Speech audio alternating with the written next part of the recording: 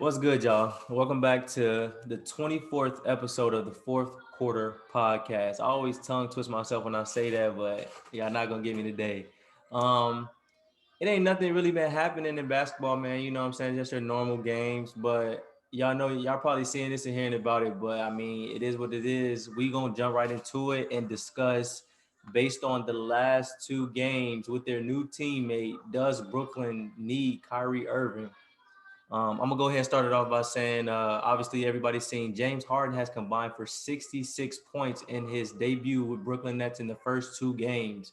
I think the first one he had like a 30-point triple double, and last night against Giannis, he also had 30 and like 12 or 14 assists. I don't remember. And KD has elevated his game as well. First game had 42, last night had 32, I believe, and I mean, the games haven't been blowouts, but they've been playing really good basketball. And James Harden actually looks very happy. Now we talked about this. I don't agree with what he did trying to get out of there, but I mean, at the end of the day, these owners and GMs they'll screw you over quick. So I mean, his happiness, I guess that's a good thing, and they're 2-0 so far with him. So what you think, Bug? I don't know. I think they trade Kyrie and move on from there. You think the Nets should trade Kyrie Irving? Yeah, get a like a either another shooter or a solid big man that they can get, and move on from there. It depends on what do I think they should trade Kyrie Irving. It depends on who they're getting for him because they're not too deep of a team because to get James Harden, they gave a lot of pieces away. So it depends who the trade is. Now I would trade him for if they can give me Siakam and Fred Van Fleet, I would do that. But I don't know if I don't know how much they'll be able to get for Kyrie because who some teams might not even want him based on the fact on what he Oh does. Like man, oh yeah, it doesn't matter how good you are if you're not gonna play. He's actually I think he's missed 7 games. So this isn't if you miss 1 week, that could mean you miss 4 or 5 games. So that's big. But it just all depends on who they're able to get back for him. Like I said, I would trade him for Pascal Siakam and Fred Van Fleet because you get a point guard, which you really don't need a point guard because James Harden could play the point guard and you get deeper. But yeah. it just depends on who I could get back. Yeah, I honestly agree with that wholeheartedly. I mean, yeah, they do need depth. So I said big man or a shooter, but well, yeah, when I say shooter, yeah, they can get somebody else. But I would say yeah, like a point, just somebody to run the point, like a honestly like a Reggie Jackson, like to come in when they sit down, like somebody that can still control the tempo and still get you a buck, like a Lou Will or something like that, and like a or a decent four, like yeah. So I would say it all depends on, but also they say he's supposed to be playing Wednesday, so that's going to tell a lot because it looks like KD and James really got a good thing going. Like James not being selfish, KD's never. I mean, we all seen how he was with Golden State. I can still get mine. I'm still going to pass. Joe Harris has been playing well. It really, yeah, it really would depend on like what's going to happen on Wednesday. Like we'll see. And obviously I'm not going to say if they lose, and obviously Kyrie was the, you know what I'm saying? Because like I said, those two games that they play haven't been blowouts, but you'll be able to see if he's making a difference in a good way or a bad way. So we'll see on Wednesday. But it's just tough because even like you just said, even to market him, they're going to see what he did with the Cavs, what he did with Boston, and now what he's doing with Brooklyn. So I don't even know if teams is going to take his talent over the way he is off the court because that plays a big role in today's league. Like even what James Harden did, kind of like I think him moving forward, even if he wanted to go somewhere else, it's kind of like okay, are you going to throw a tantrum when you want to leave? Is this where you really want to be? Like players have to start taking little stuff like that into consideration when doing like the stuff that they do off the court. I'm very interested. I'm very interested in watching them. Like I want to see how they're gonna play. Like the final product. Like once we get into the playoffs, like who's gonna be the main person dribbling? Who's gonna be the starting lineup? Because the starting lineup, what I think is gonna be, I think it's gonna be James Harden and Kyrie in the backcourt, and then I think it's gonna be Joe Harris at your small forward, Kevin Durant at the power forward, and DeAndre Jordan at the 5. So if that's the lineup, then I don't think the defense will be too well. I mean, but their offense is probably going to be great. So their defense won't have That's to be barbecue chicken for Giannis, Kawhi, Bron, Chris um, Middleton, whoever Joe is on is barbecue chicken. barbecue chicken for Kyrie too. But I'm ready to see it. And like I said this last video or the two videos before. Kevin Durant's defense is overrated to me. So pretty much you got Kyrie liability, James Harden he's average, I guess you could say, on defense. Joe Harris, let's take advantage of him. And Kevin Durant, I don't view him as like one of the best defenders in the league like other people do. People didn't say that until he went to Golden State. 8 years later, all of a sudden, he's one of the best defenders. So to be honest, like I don't even think Kevin Durant is all that on defense. So I'm just interested to see how it's gonna go. But I do think if they maximize their potential, they can get out of the East. But that honestly that goes to our point when we discussed on a later episode earlier last year. I want to say later last year, I should say, when we discussed who has a bigger effect, Draymond or Clay. I think the reason why people were starting to say that is because Draymond kind of pushed him and demanded that defense from KD. And if you look at the stats, his defensive rating that when he played with them was better than it has been since he's been in the league, because that's just kind of what, and I don't want to get off the topic, but that's just kind of what Draymond demanded from when playing with him. But anyway, yeah, I mean, he's 7 foot, so him being in front of somebody, even if he's not like being handsy, him just being in front of somebody is good defense, because it's hard to shoot over him or score on him when driving or when trying to shoot over him or whatnot. But yeah, what you said, that lineup, it will be like it will have to be a shootout, because they won't be able to guard a soul. So it'll be a shootout with DeAndre on his last leg. Like, thank you. KD, I mean, I'm just big, but I won't be handsy or nothing. Thank you. Kyrie, you're too small. Joe Harris, what can you do other than shoot? So yeah, it'll be tough. And it'll also be tough to see their depth. I mean, one of my homeboys said, like, when you go to the playoffs, depth doesn't really matter because your stars are playing so many minutes anyway. And I get that, but they'll need to take a break sooner or later. They'll need to take a break. So we gonna see. We gonna see what happens but my vote on the topic at hand, I think they should get rid of Kyrie. I do. Like, go give me a Trevor Ariza or something. So somebody that can just play some defense and knock down a three. Go give me somebody with some length and like that's bigger. Like, yeah, I'll take somebody. I'll take somebody bigger. Morris brother. Yeah, anybody at this point. But switching gears though, speaking on the game last night between Brooklyn and the Bucks. Giannis took a L last night, man. And what I want to switch gears here and say, question, next topic. Are we going to start to put Giannis in the same category as Ben Simmons? Like, he reached his ceiling. Like, you can't shoot. We know you're going to drive, and we obviously teams know how to stop it when it matters. So it's like, what now for Giannis? um, no, he shoots better than Ben Simmons. I've actually seen him make multiple threes. Like I think Ben has made two in his entire career, so he shoots better than Ben. But to be honest, he's a better scorer than Ben. Giannis is a better scorer than Ben. Like, he put up 34 points last night. He put up I want to 34. take nothing away from him, but you have to factor in his size. But I mean, like I said, I don't want to take nothing away from him, but that's I would say that's big for him. I mean, even if he doesn't develop a jump shot, he'll still be a top 5, top 10 player. He had the most points on his team. He almost had the most points on the court. James Harden had 34 points, and he had 34 points. So why does it matter that he can't shoot and he got 34, and James Harden, you can shoot and you got 34 points? So, I mean, obviously he can't shoot. So what you do is you have to put people around him that can shoot, which they do. He's surrounded by shooters. I mean, you got Chris Middleton. He's You starting to get got, a lot of credit from me.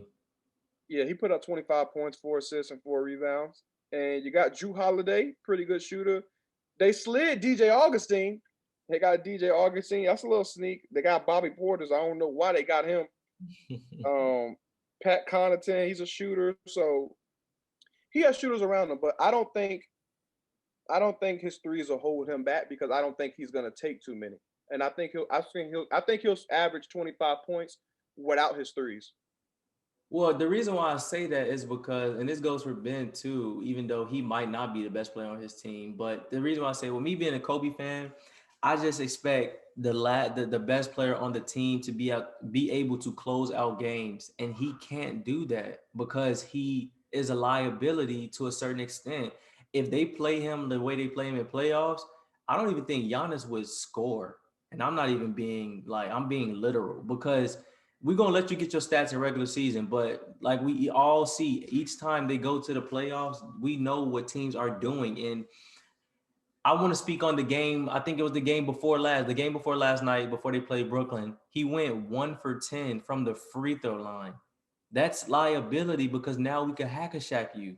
So it's like, what we damn near need to take you out of the game in crunch time. And I think they did do that to Ben Simmons last year. I think they wasn't playing him at the very end because it's like, what are you on the court for? Are you talking about when they went against Dallas that he went 1 for 10? I believe so. Yeah, I think it was. Yeah, I think it was the Mavericks. He went 1 for 10. Ooh.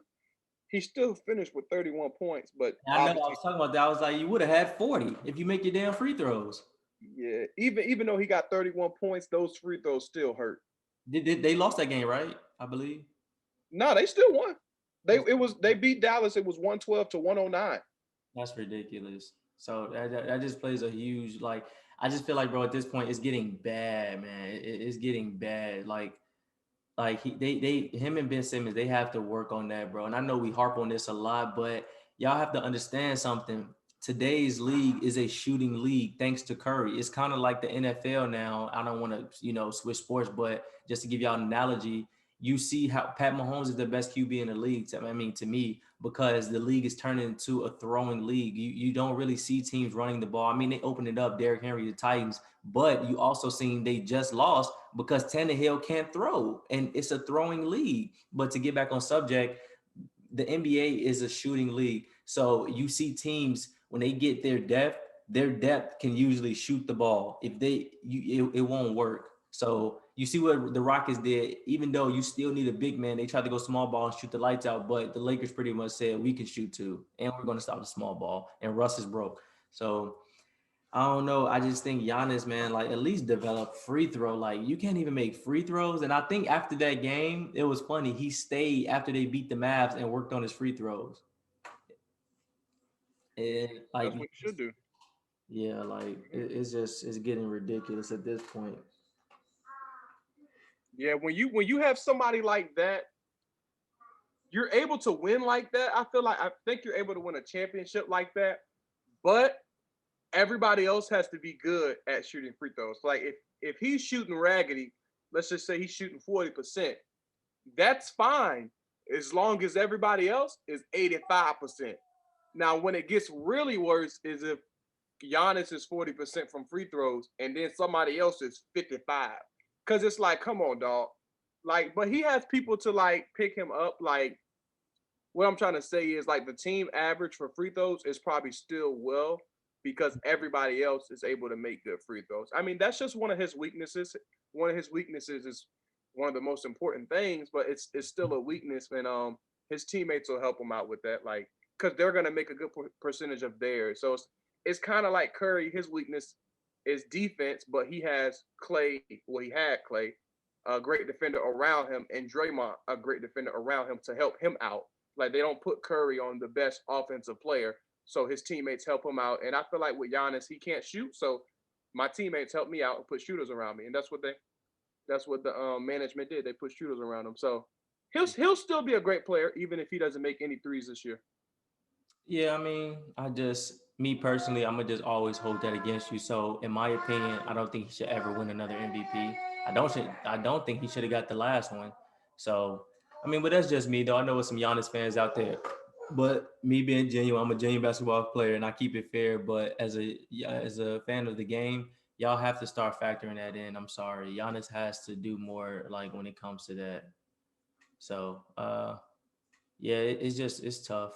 But for the last subject, I just want to speak on. I'm glad you brought that up. The Warriors for the last subject. for today's episode, man. The Warriors.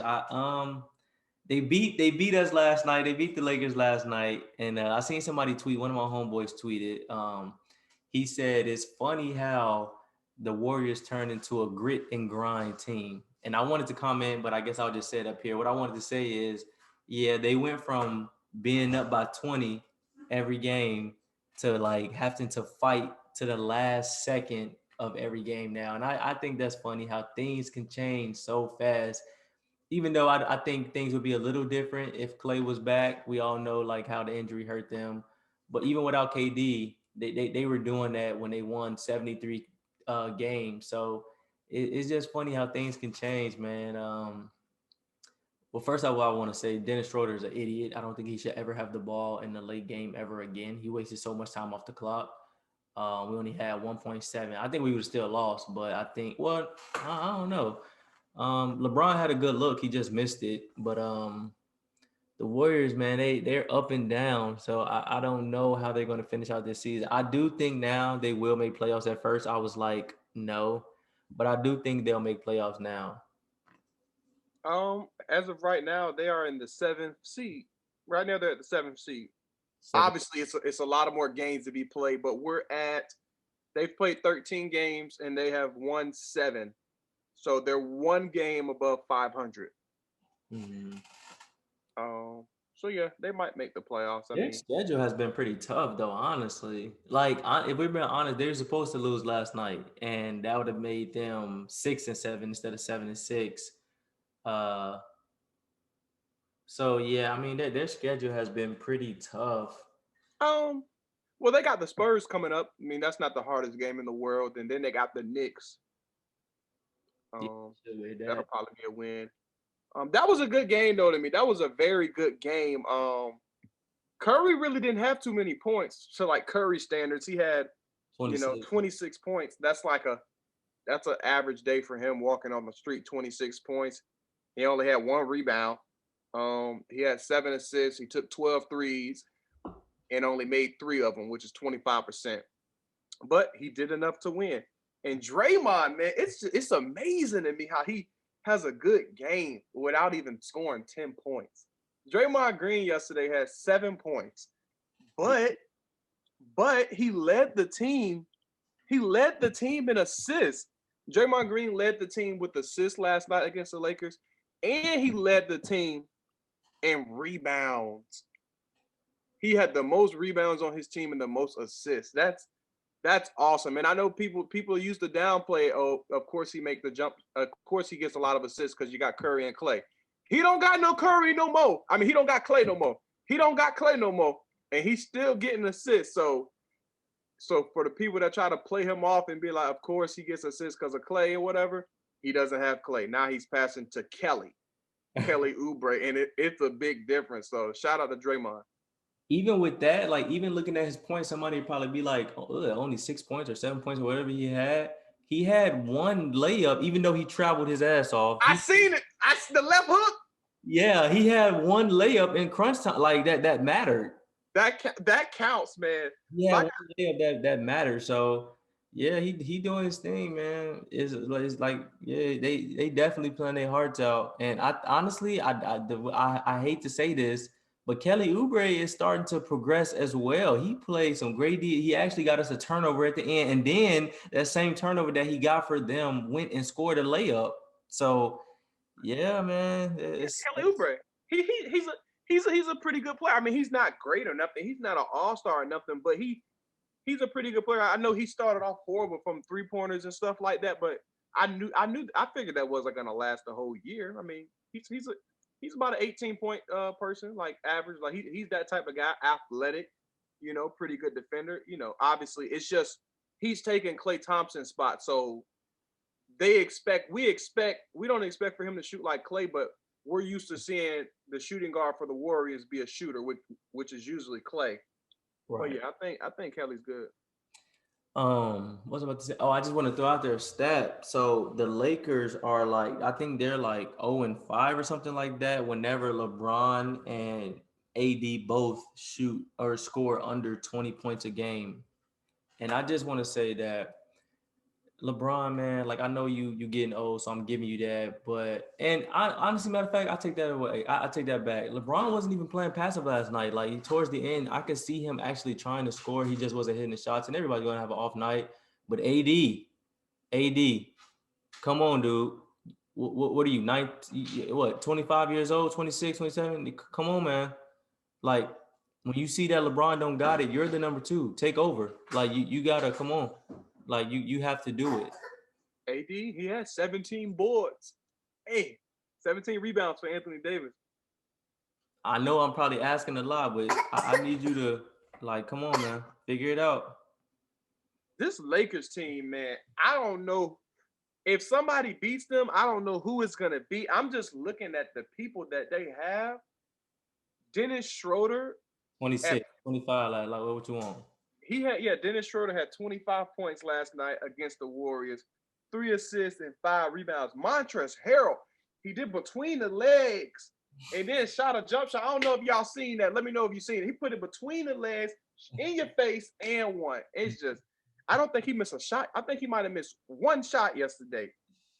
Oh my goodness. Yeah, I love that pickup. That's probably my favorite pickup. Well, it's probably a top between because Schroeder has really, I've really grown on him. I ain't gonna say I never liked him, but he's always been a player. I'm like, thanks. But with him playing with us and actually watching him play every night and stuff, like, because I'm watching more of my team, that's a great pickup as well, man. I love the way he played defense. Like, I'm gonna guard you the whole court, and then I'm still gonna have enough energy to come down and give you a layup on the next end. Like, I love Dennis Schroeder. Like, he's a great pickup. One thing I will say that hurt us last night because I think they scored on this possession. Stop with all the flopping. Like, did you see that when he just laid on the court because somebody was backing him down? I think it was Wiggins. Somebody backed him down, and he like flopped and just laid there, and they didn't call it, so he just stayed on the ground. He kicked it out to I think Oubre or Draymond three or a layup or something. Get up, get up. What? Get up. What are you doing? So that's one thing I will say. But I mean, everybody has their janks. But yeah, him and Harold, my favorite pickups. Marcus Gasol, get out of here, dude. Yeah, he played. Yeah, not to cut you off. Marc Gasol, he played 16 minutes last night. He got a total of 1 rebound, a total of 1 assist, and he got a total of 5 points. Like, first off, he shouldn't have even won the Defensive Player of the year that he won it. It should have been Bron. Second off, that was like 3 decades ago.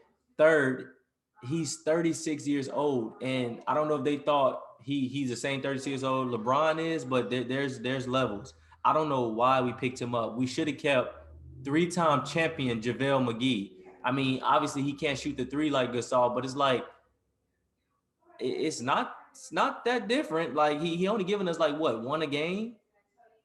Thank He's you. not giving y'all much. Marc Gasol is not giving y'all too much.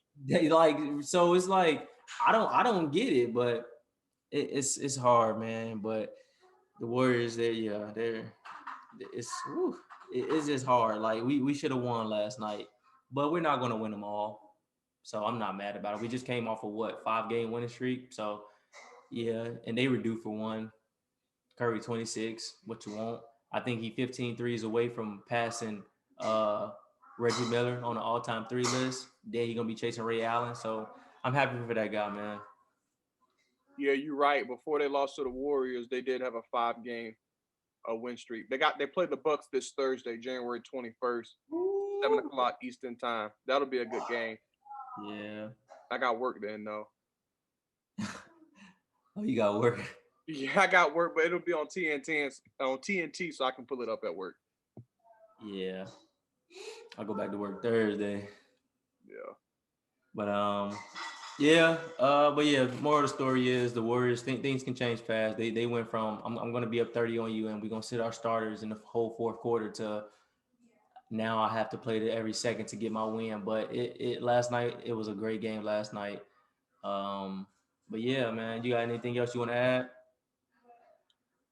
Um, People are playing off Zion. Like we're downplaying what he's been doing this year. I mean, last year, oh, he only played 24 games, or if he does this for the whole year, then we'll give him credit. And I just love how LaMelo is taking the buzz off of Zion. That's fine, but I'm still gonna look up these numbers and I'm gonna say the numbers.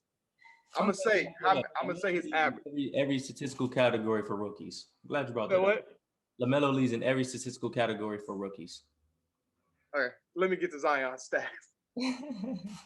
I've been seeing that on my stuff. He got the most assists, he got more rebounds than James Wiseman. I seen that. I'm like, God damn, Melo. But another thing, not to take credit away from Melo, I'm surprised he's rebounding so well because I was thinking they'll like push his little skinny. So I looked at him. He's not skinny, and he's not short at all. He's actually pretty tall. He's about 6'9". So now that I think about it, he's not weak. When I see his arms, I'm like, he already looking like a grown man. He already kind of built like Lonzo. So it doesn't surprise me that he gets rebounds because there's not Shaqs out there. There isn't Yao Mings out there. So a lot of the time he won't be the tallest person on the court probably ever, but he'll be one of the taller guys. I mean, he's 6'8", 6'9". The centers nowadays are 6'10". So Yeah. but anyway, let me get to Zion Williams some stats. He's averaging 23 points a game. 23 on 58% from the field. Honestly, it could be higher than that, but keep going. 8 rebounds and 2 assists. The most impressive thing to me is, and I know he's taking layups, so people are going to say, well, he's taking layups, so of course he's going to be above 50%. Not necessarily, because there's some people that take layups and they 42%. So I don't want to hear that. And I don't want to hear that because, yeah, he's taking layups. See, that's his strength. Why wouldn't he take layups? So I'm not going to take away his credit because he's taking layups because everybody, okay, if it's so easy, everybody take layups and go 57% from the field. Exactly. That's still a lot of points for him to, and then he be missing like one shot a game. Some games he missed like one shot a game. I think I just seen recently he went like 16 for 17 or 15 for 16, something like that. Yeah, so it says 57.5% from the field. So you actually round that to 58. One game he went 13 for 15. His most previous game, what'd he do? 7 for 22. That's not good, but overall for the year, he's playing great. And it's just so funny to me that people are playing him off, and it's mainly because of LaMelo. Like last year, the buzz was about Zion this, Zion that. This year, it's look at LaMelo, look at the fancy pass that LaMelo did, and LaMelo he's doing better than what I thought because I was thinking that LaMelo wasn't going to be doing as good, and I was thinking what he was going to do was he wasn't going to be able to play good because he's coming off the bench. He's not used to it, and I thought he wasn't going to do good, and I thought people was going to use that as an excuse because he doesn't start. But he's actually doing good even coming off the bench. But we can go ahead and finish it up. I just want to say to finish it off, Zion's playing outstanding, and people are playing it off. I'm already tracking. I'm giving him credit. But yeah. Credit. But yeah, man, that's gonna cap it off. Hope y'all enjoyed that little discussion. Make sure y'all always leave a comment, like, and subscribe, and share with your friends, man. Because like I told y'all before, this is the best basketball podcast on the web. You did. But that's been the 24th episode of the Fourth Quarter Podcast, and we gonna catch y'all next time, man.